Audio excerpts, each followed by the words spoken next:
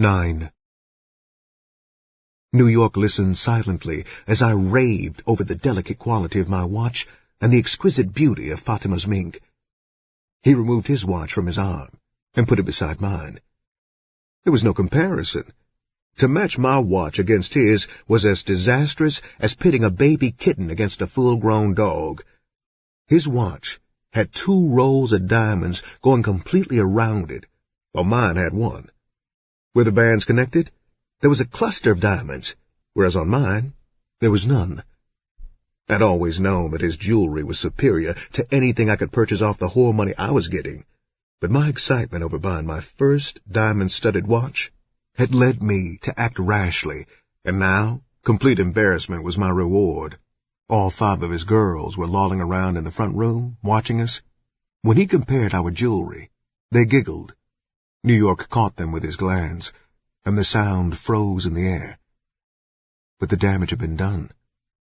I felt like jumping in a hole and covering the top up for the duration.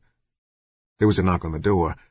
Before anyone could open it, Fatima came parading into the room, hands on her hips, impudently flaunting a mink. She moved with the grace of a lithe, sinewy leopardess. "How do I look?" she inquired, and turned with that leopard-like motion. Instead of looking at me for an answer, she stared directly at New York for her compliment. Her face was lighted up with a rare beauty. It was almost shocking. It demanded that you acknowledge its superiority. New York returned her stare as though in a daze. I think he realized at that moment that Fatima was the most beautiful woman in the house. I sensed something passing between them, but I couldn't understand what it could possibly be. "Whoreson gave me the night off, New York," she whispered. "But he can't get in no bars 'cause he's too young, so I'm stuck for a date." If I hadn't felt foolish before, I did now. I wanted to choke her till she turned blue. I wish I'd never purchased that damn mink. I was beginning to learn, but my dues hadn't come up yet. "If Whoreson don't mind," New York replied easily, "I'll take you out so you can show off your new outfit." I wanted to say no, but the angry looks on the faces of New York's ladies caused me to give my agreement. They were staring at Fatima with pure hate. I couldn't understand why they resented Fatima going out with New York. She was my woman, and if I didn't show any resentment over the date, I felt they shouldn't either. Had I known then what I know now, I would have realized that they just considered me a young fool. Fatima rushed out to take a bath and put on her evening clothes. New York asked me to take a ride with him while he waited on Fatima to dress. I followed him out of the house and waited in the driveway till he backed his caddy out of the garage. I sat back in the car seat and tried to look clever. The motor ran so smooth and silent that I wished for the 1,000th time I was old enough to buy my own car. "Whoreson," New York began, "I'm gonna run something down to you, man, 'cause I kinda like you. You know about as much about pimping as a monkey knows about flying an airplane." I was stung and hurt by his words, but before I could stutter a reply, he continued, waving me to silence. "Just listen, baby. Just listen. First of all, your main lady is a bulldyker." He didn't ask me. He just made a frank statement, and he went on, ruthlessly. "Fatima likes pussy as much as you do." His voice was harsh. "That bitch of yours will spend money to freak off. I know this for a fact, because she done already turned tricks with 3 of my girls." I muttered something about killing the whore, but he didn't give me time to finish the sentence. "Whoreson, I ain't telling you this so that you'll go home and jump on Fatima. Baby, I'm pulling your coat so that you'll never let another bitch tell you how to spend your money." "You're wrong, New York. I don't let my women tell—" He interrupted with laughter. His laugh was so hurting that I stopped trying to explain. "But you mean I'm wrong, baby? Just what the fuck you think you been doing?" He cursed sharply, then lowered his voice. "Listen, baby, I'm going to explain it to you just one time, so listen close. Your main lady played on you. Ain't no ifs and buts about it. The bitch played boss game on you. First, the bitch had you spend $1,500 for the mink, plus $200 for an alligator purse, then a cool $100 for some matching shoes, and we don't even have to count all the dresses you bought her that cost over $50. He paused to catch his breath before continuing. Add up all the money you spent for your watch, suits, shoes, then maybe you'll dig just how far ahead that bitch done got on you. There was no need to count. Once New York had mentioned it, I realized how the bitch had played on me. He didn't even know about all the cash money I'd given her to send home for the care of her 2 children. Stopping for a red light, New York lit a cigarette. Dig, baby. It ain't no sense in violence. If you're as cool as I think you is, just give Fatima her propers, baby. She put boss game on you. Can you dig it? I give the bitch her propers all right, I thought angrily. To pimp, Whoreson, he said arrogantly, you got to have style. I don't mean copy it off of somebody. Like, for instance, the way you imitate my walk. I've even heard you try and mimic the way I talk. In fact, baby, I've seen you duplicate my hand motions. I blushed like a schoolgirl. His words hurt. Mostly because what he was telling me was the truth.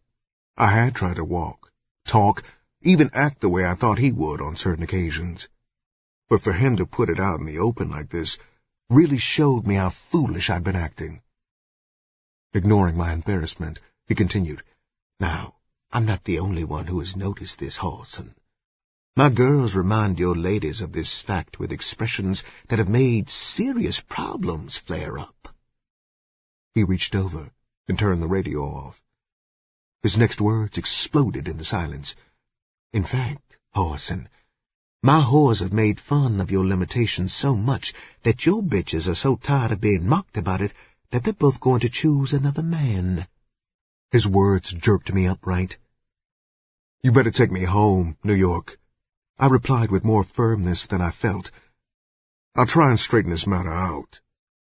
I hated to make an apology, but I managed to stammer out a few words. The only reason, man, try and dig this. I've, idolized you, I'll admit, and copied your walk. He interrupted. Don't make no excuses, baby, and not to me. I realize you're still a kid, Whoreson, and for a kid your age, you're doing all right. But you still got a lot to learn. That's the reason I'm going to the trouble of pulling your coat, baby, 'cause I don't want to see you blow no more whores like this. I knew what he was saying. And then again, I didn't. I hadn't blown any whores yet, and I didn't plan on losing any.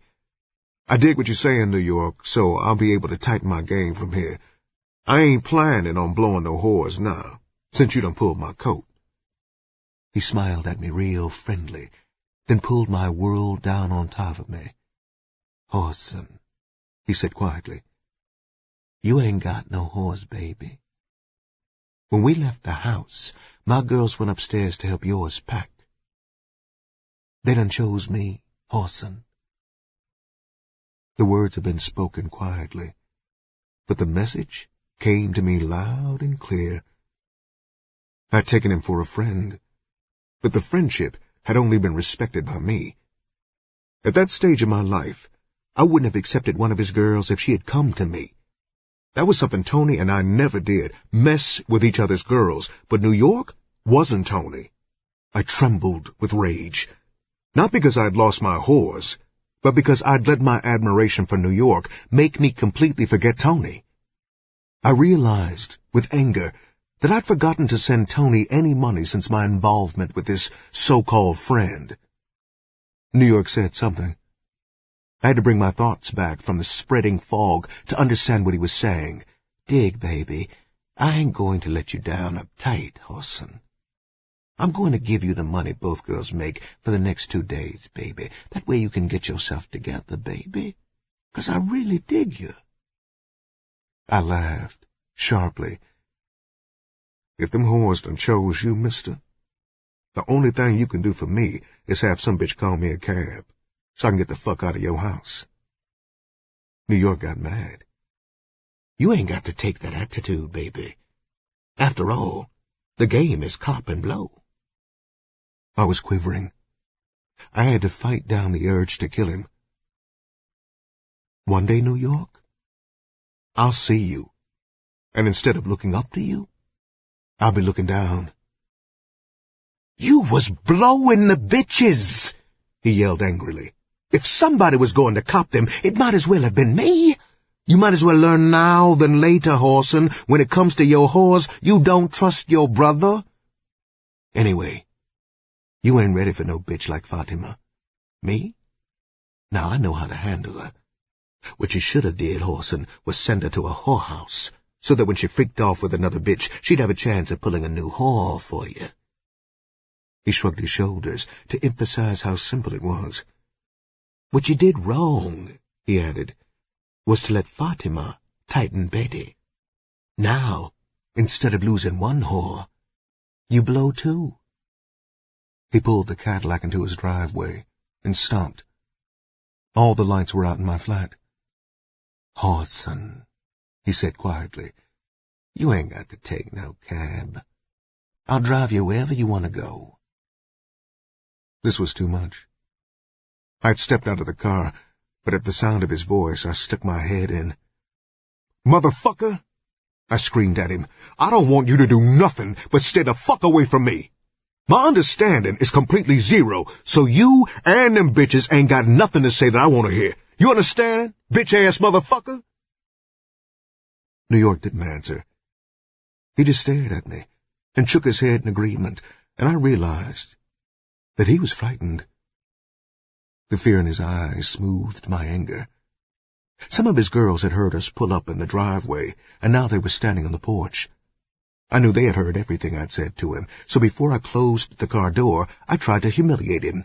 If I ever see you anywhere, punk, downtown, on the track, in the streets, and you look at me too long, sucker, I'm getting knee-deep in your ass. Then I added for emphasis, if you keep frowning, sucker, like you don't like what I'm saying, I'll get in your ass now. He stared straight ahead, not looking in my direction, his hands frozen to the steering wheel. I could sense the struggle he was having with himself. Even a fool can comprehend certain facts at certain times, and I began to grasp the reason for New York to ignore my insults. It wasn't that he was so afraid of me. He just didn't want any trouble. He had copped my girls, so why fight? Later in life, I would meet up with Betty in Detroit, and she would remind me of this night and tell me that New York had a pistol, but he really liked me too much, so he didn't shoot me. He slowly regained his composure and smiled coldly. We'll meet again, Whoreson. Maybe by then, you'll have learned something about pimping. I slammed his car door shut. His girls watched me climb the stairs. There were contemptuous glances shot in my direction, but I stared at them so scornfully that they dropped their eyes. There was a burning passion in me to kick New York's door in and drag both my whores out and kick them in the ass till their noses bled. The only thing that kept me from going on the wild was my earlier teaching. Jessie had always taught me that I was better than 5 whores. If a bitch ever left me, it wasn't my loss. It was hers. Her words rang in my mind. You don't need no bitch. The whores need you. Don't fight a woman just because she wants to leave you. Help her pack. Give her cab fare. Then go out yourself and have big fun. Don't let a bitch living get the idea that she is hurting you by leaving. If anything, make her believe she is doing you a favor. Tell the bitch that since she is leaving, there's one less worry you'll have. With these thoughts in my head, I straightened my back and went on up the stairs. My bags were sitting in the front room, packed. I smiled. They had really crossed me out of the picture. I sat down on top of a suitcase and pondered my problem. I still couldn't shake the feeling of shame. The sound of a horn blowing in front of the house woke me from my stupor. I walked to the window and looked out. A taxi was parking in front of the house.